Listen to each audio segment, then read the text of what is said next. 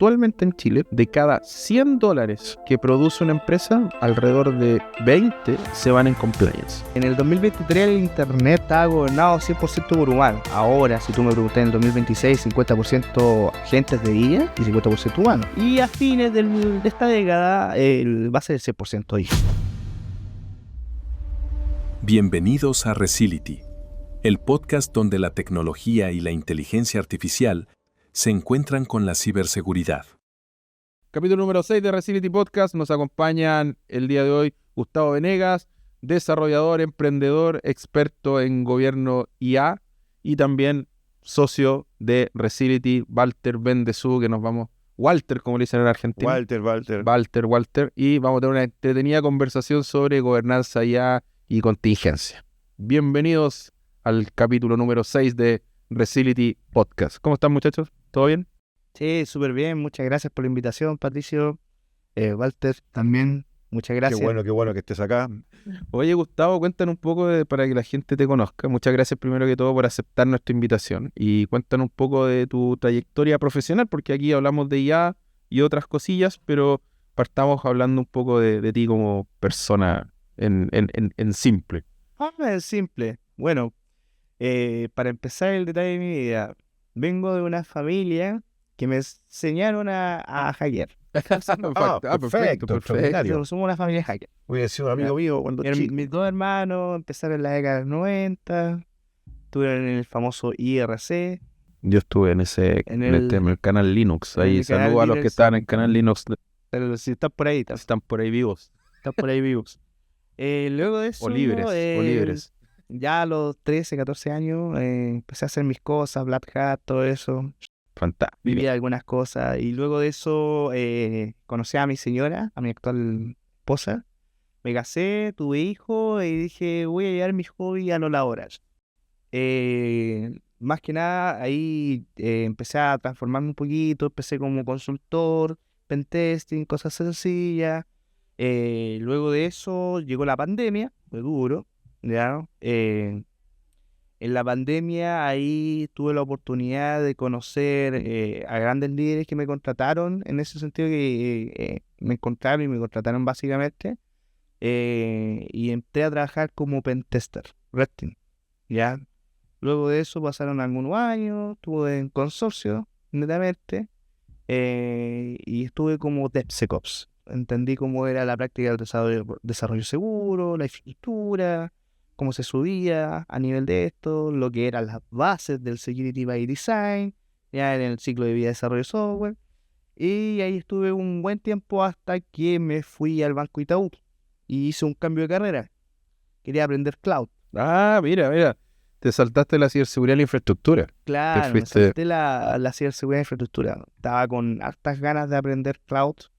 En ese tiempo con te fuiste al lado del mal, digamos. Claro, me fui, no, de hecho terminé como CloudOps, allá en CloudOps Senior, CloudOps en el Banco Itaú. O sea, ahora tú eras víctima del hackeo. Ahora era víctima. Pasaste de victimario a víctima. Y algo de proveedor a una anécdota consumidor.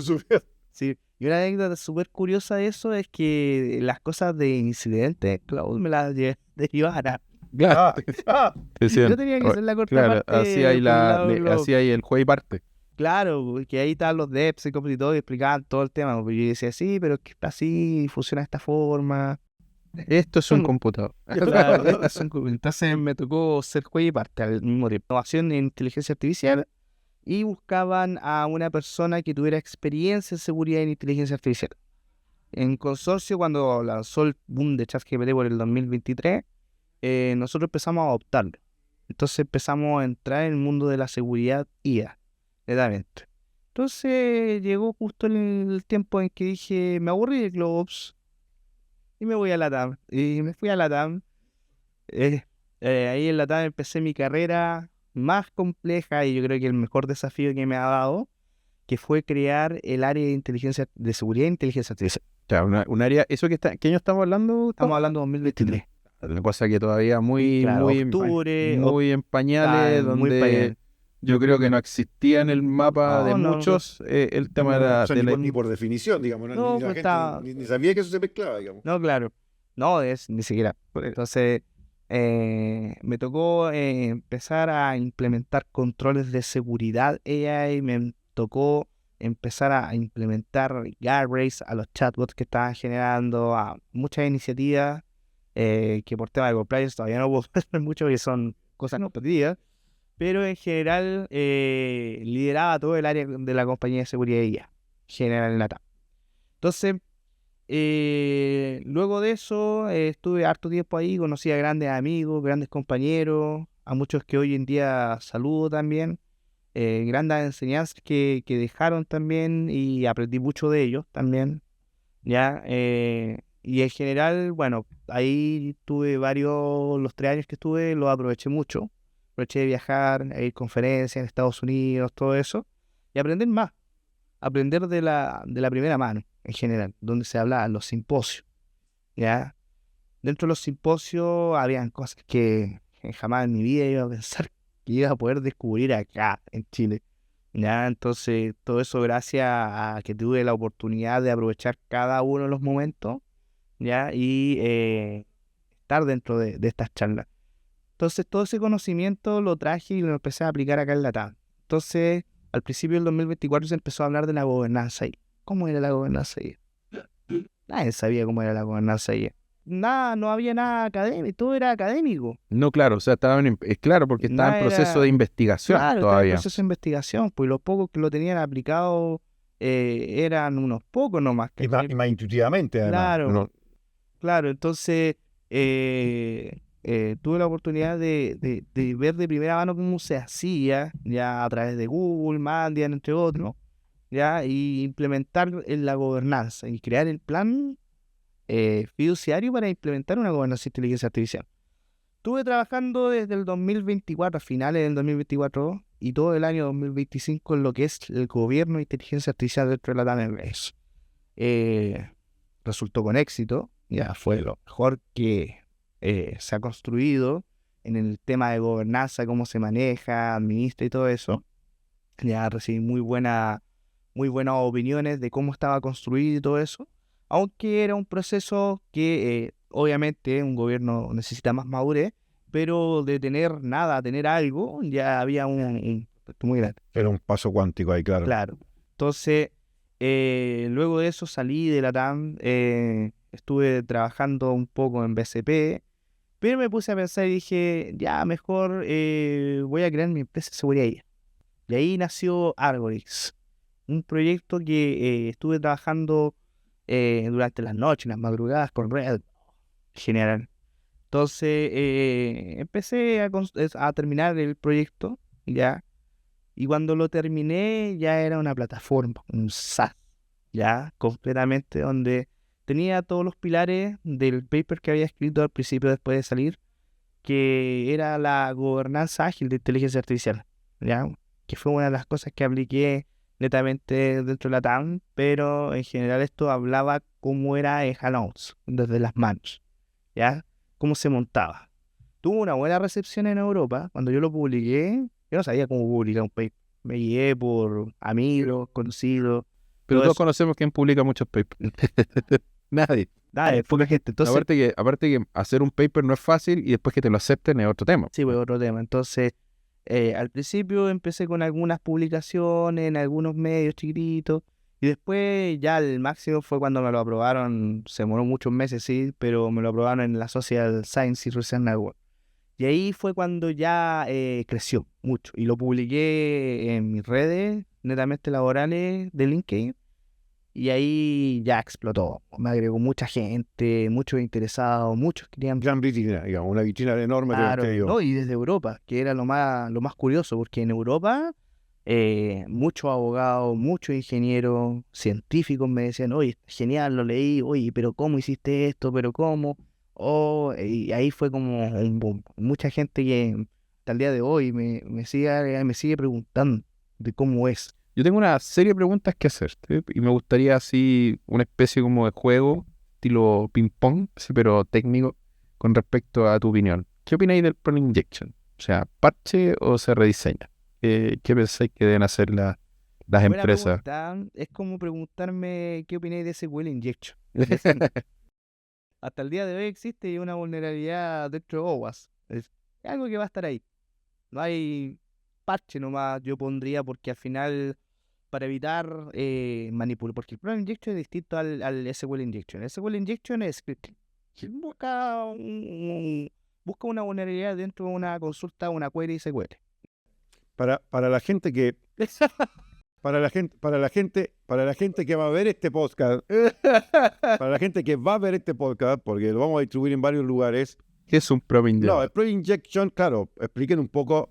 Técnicamente, Porque acá está hablando cerebro y cerebrito y el resto, ¿viste? El resto estamos todos así como, ¿viste? Yo leí lo que es un Probe Injection. O sea, claro, lo que pasa es que creo que esto lo vea mi tío Mario, boludo, que tiene 98 años y que está en el campo. Perfecto, ¿no? Bueno, el Probe Injection tiene que ver necesariamente como en estos lenguajes naturales jugar con la inteligencia artificial y hacerla que tropiece, que se equivoque. En simple, o sea, tratar de llegar a información que él ocupa en el sistema que está en el backend, detrás. O sea, en el fondo decirle, oye, jugar con semántica o enviar también instrucciones escondidas, llamémoslo así, para que él tome acciones confusas y él se maree y de alguna forma responda más de lo que tenga que responder. Mira, yo creo que aquí hay que hacer la diferencia igual, porque muchos piensan que el Probe Injection es lo mismo que el jailbreak, ¿ya? Y que a la vez es lo mismo que otra vulnerabilidad. Por ejemplo, el Probe Injection lo que busca, para ir bien al grano y bien resumido, ya, es manipular el modelo. Exacto. La intención es el prompt, y la intención que interpreta el modelo es el ataque. Ya, el ataque puede ser un jailbreak. Un jailbreak no es un Probe Injection, es un derivado, es un tipo de ataque, ya, que busca generar una intención, ya. Entonces, esta intención lo que hace es formular y reformular el modelo. Y después viene lo que viene después de la intención, ¿ya? Que es la extracción de información. Y ahí viene recién el Probe Injection.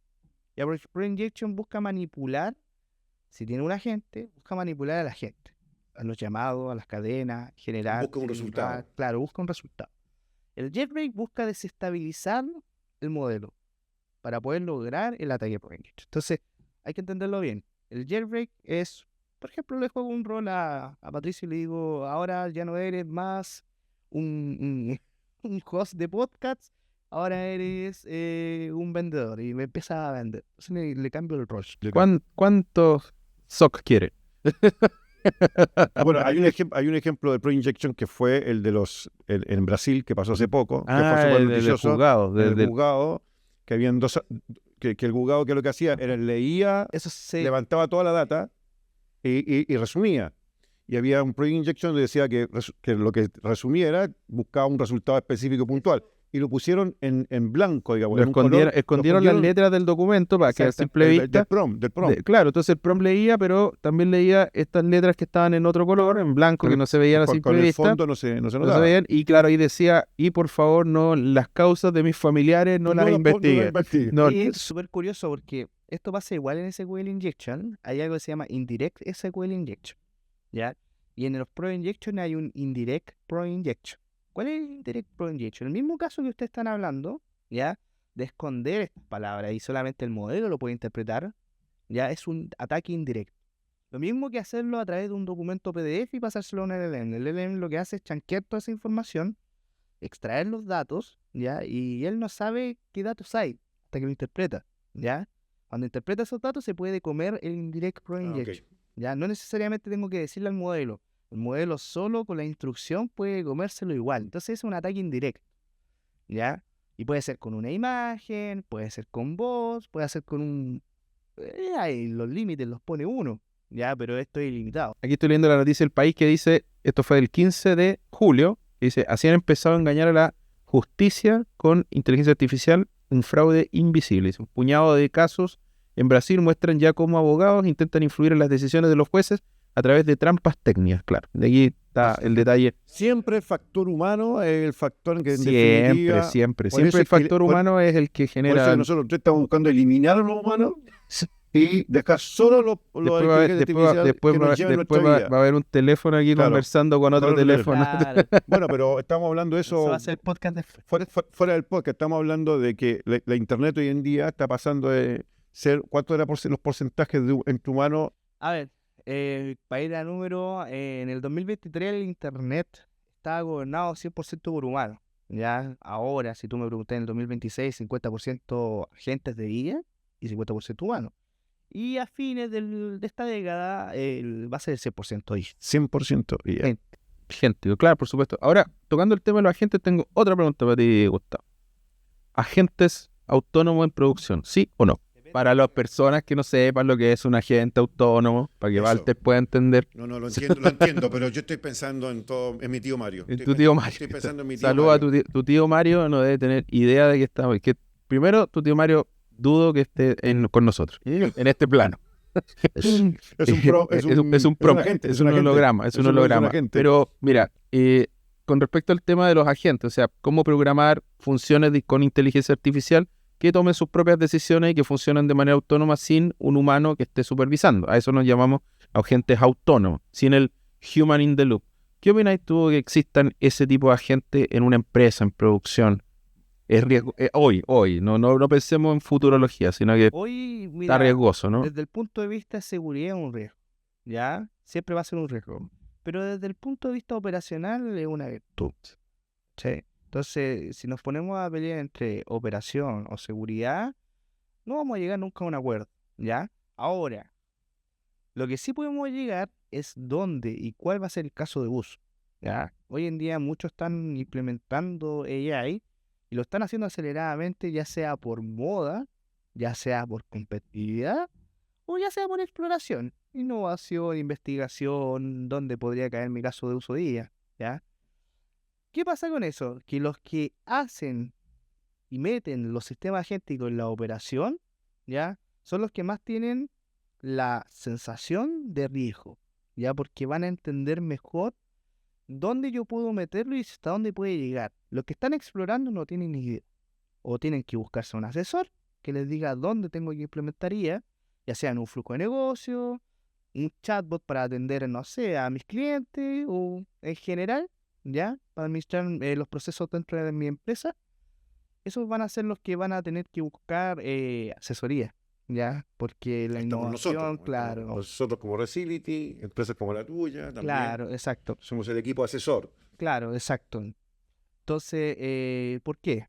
Porque uno tiene que tiene que saber cuál es la capacidad de dejar a un agente autónomo correr libremente, ¿ya? Es como contratar a alguien que haga todas las funciones de tu empresa y tú no ponerle directrices, normas, no ponerle límites, ¿cachai? Entonces va asociado a eso. Ahora, las personas que están dentro de la operación saben dónde, ya porque trabajan con eso y intentan automatizar esos flujos cotidianos, esos flujos que hoy en día Ciclo son muy repetitivo. claro, ciclos repetitivos, entonces buscan dejarlo ahí.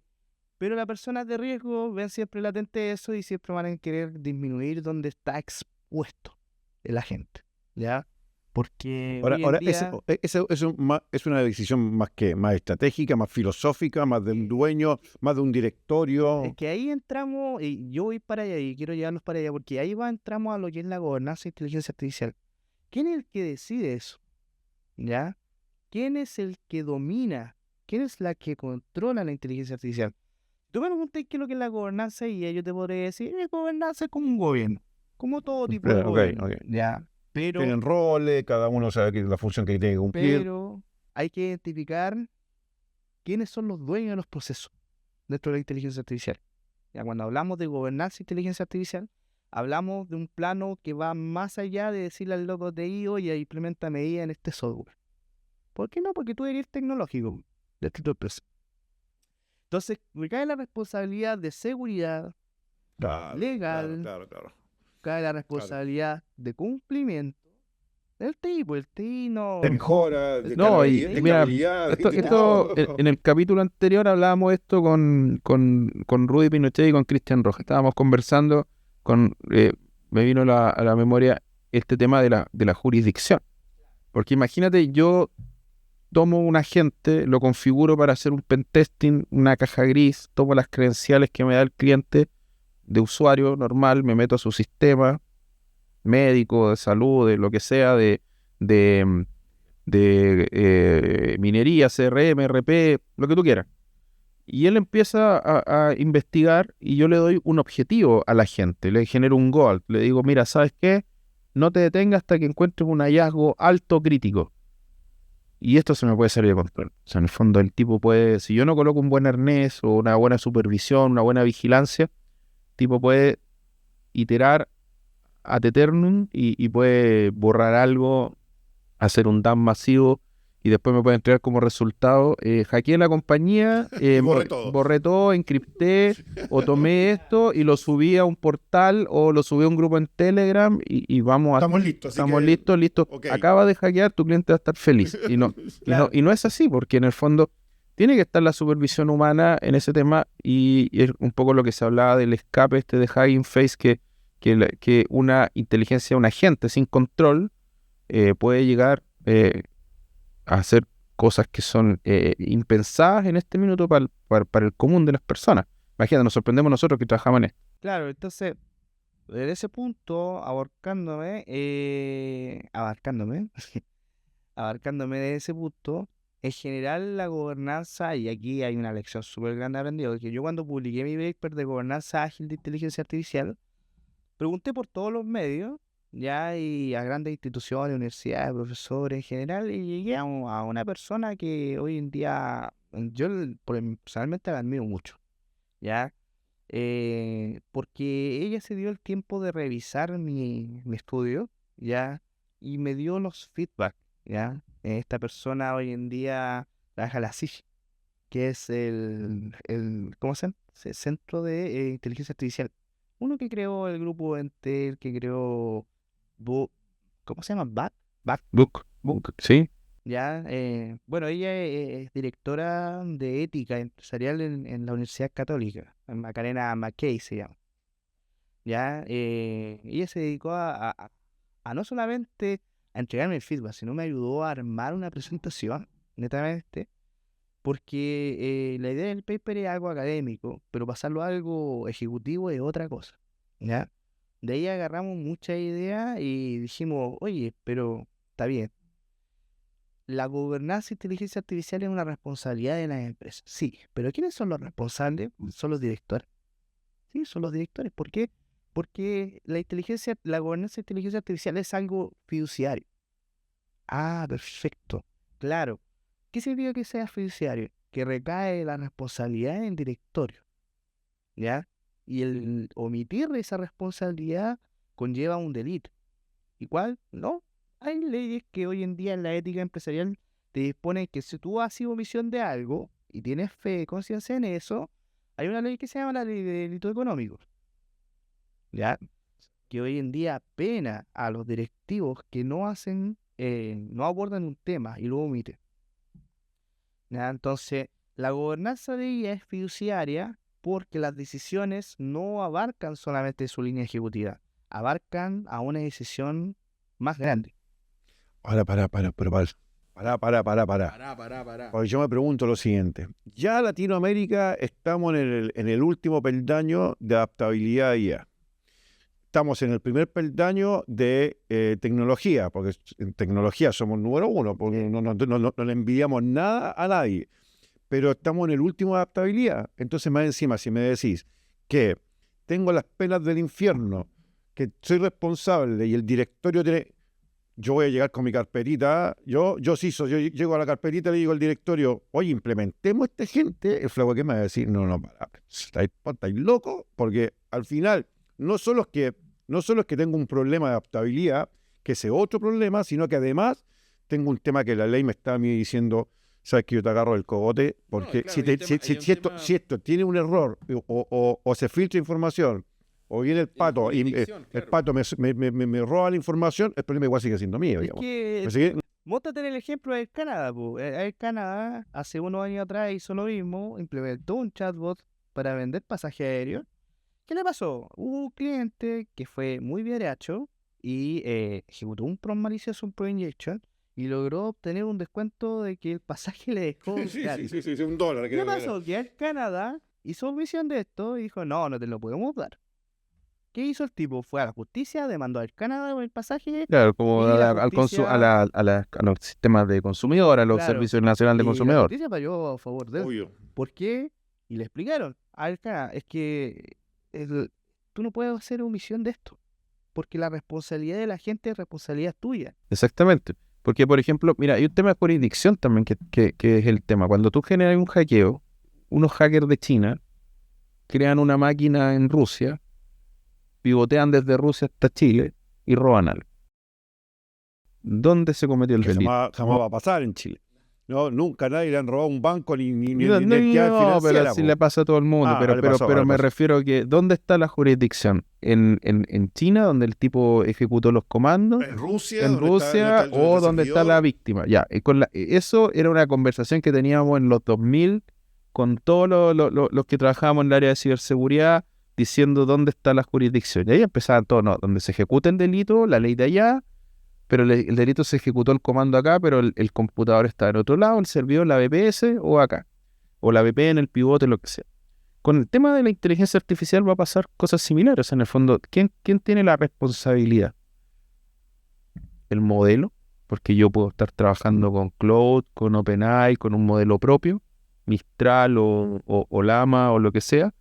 Puedo estar trabajando con un modelo propio, un LLM local, puedo estar trabajando con un modelo con API en la nube.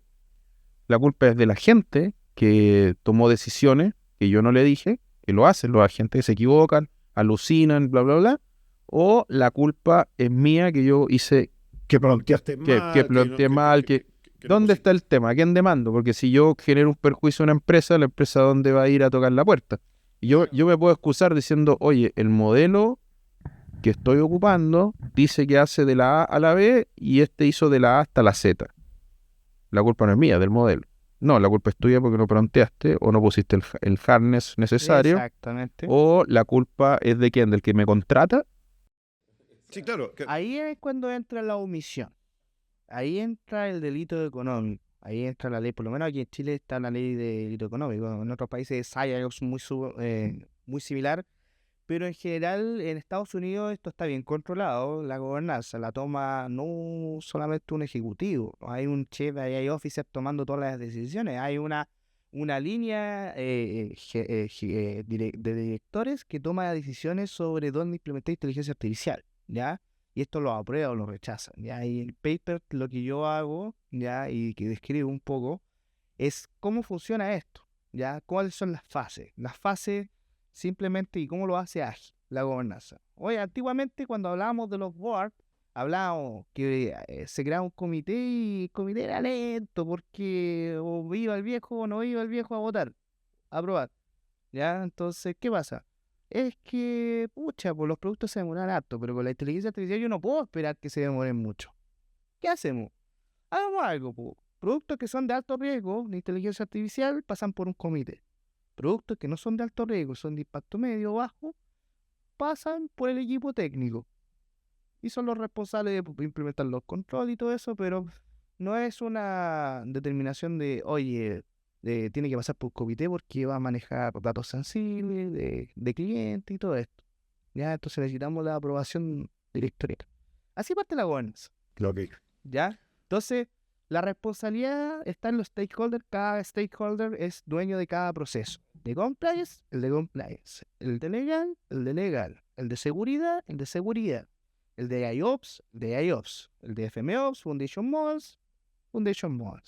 Ya, son los que conectan los LLMs en los centralizadores. Cuando son wrappers. Wrappers significa que no tienen modelos propios. Se conectan a proveedores para usar esos modelos. ¿Ya?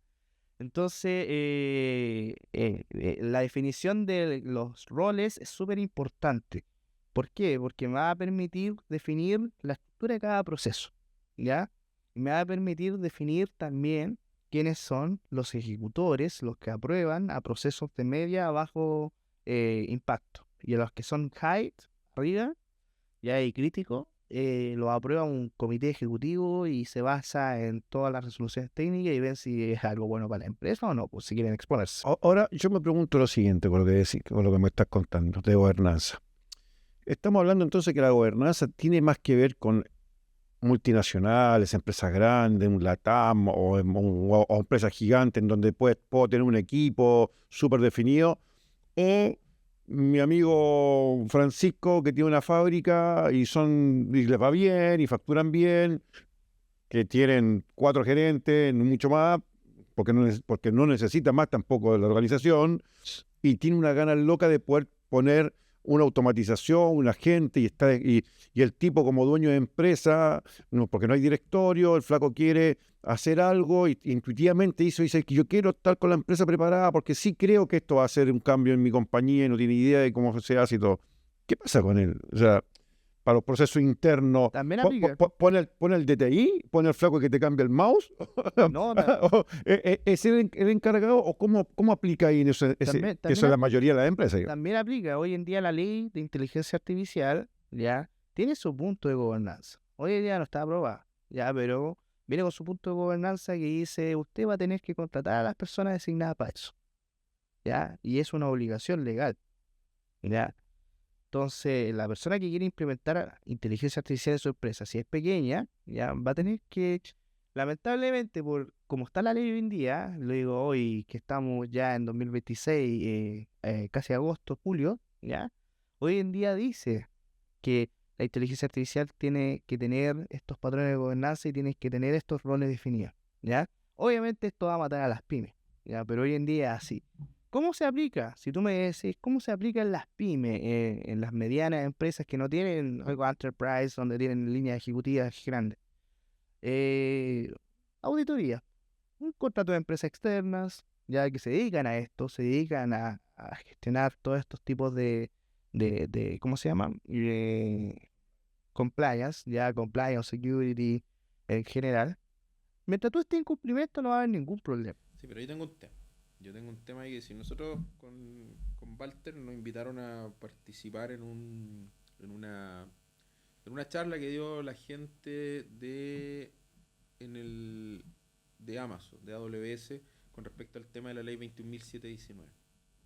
Y habló una abogada experta que está en la comisión, también trabajando en la comisión de... Una abogada de Amazon.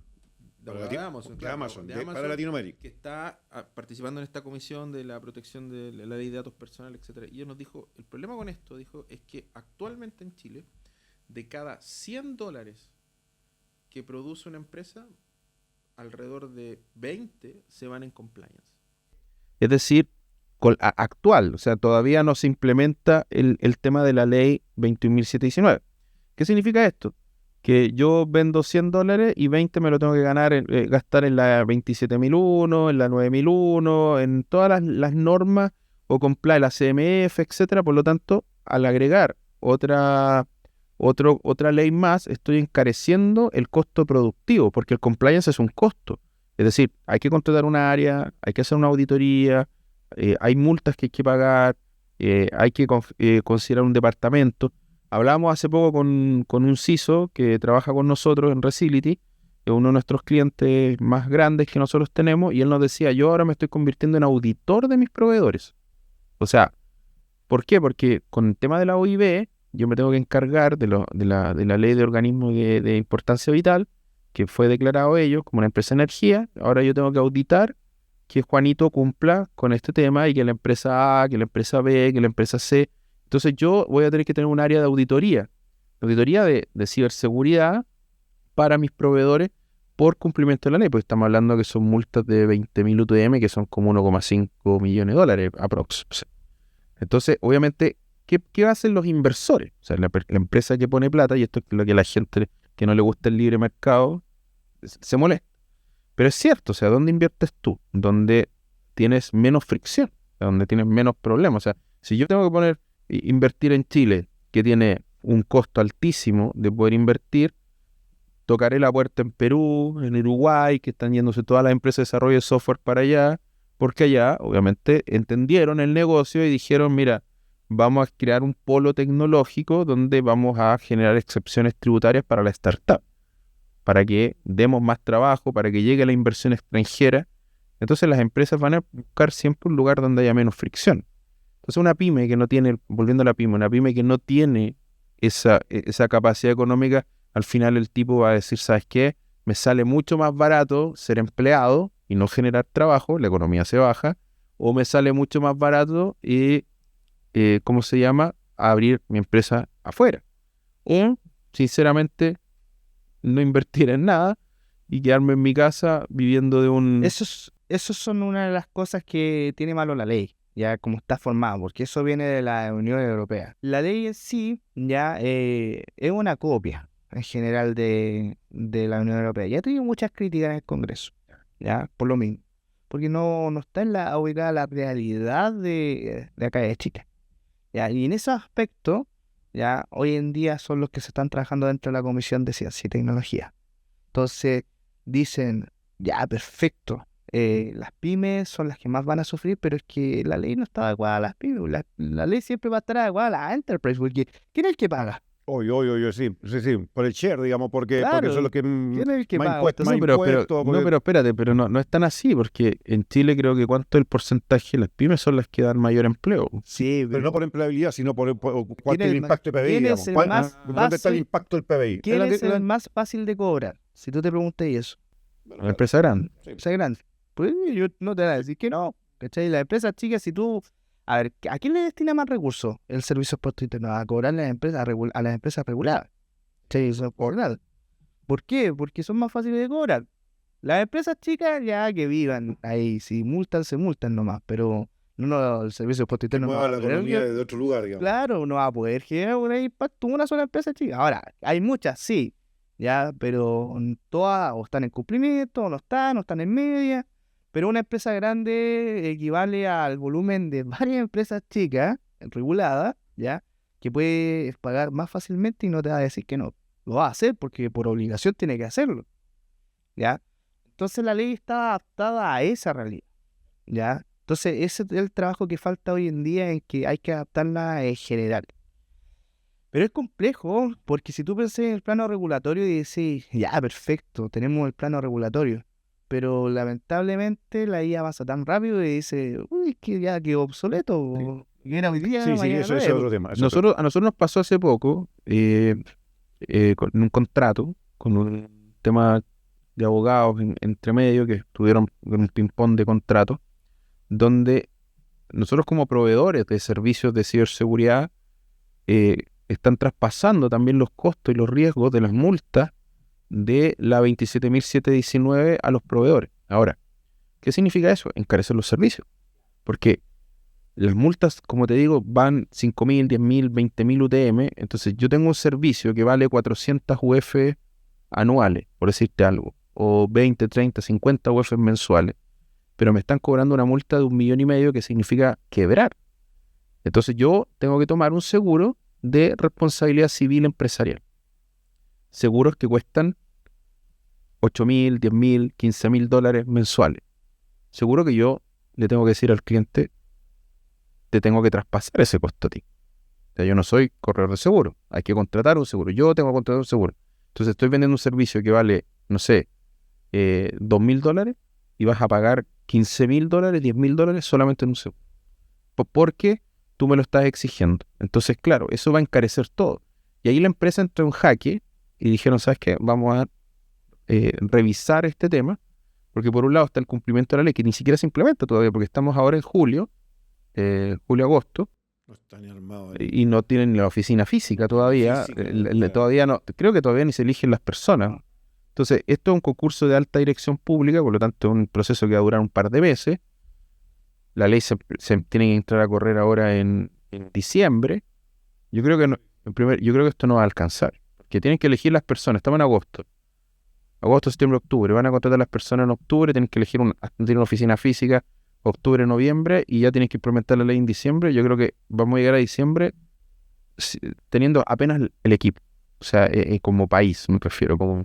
Yo creo que la ley no se va a implementar este año, se va a tener que mover. No, Bueno, ya se movió una vez, ya se movió una vez. Sí, no, pero va a ser complicado. Y va a pasar lo mismo con la ley de inteligencia artificial. Bueno, pero mientras tanto, ¿qué hacemos con las empresas? Sí, porque la empresa está... Porque La empresa, no puede estar esperando listo, la ley. No, las empresas están haciendo un montón de Hoy en cosas. día la enterprise ya tienen todo preparado. No, pero ya están corriendo en círculo las empresas más pequeñas, porque... Pero las que estaban... las chicas.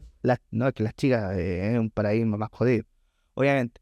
Ahora, hay una bendición, ya, porque en Estados Unidos hoy en día, por ejemplo, ¿cómo lo están haciendo? Hoy en día, las empresas chicas que viven allá crean sus propios compliance.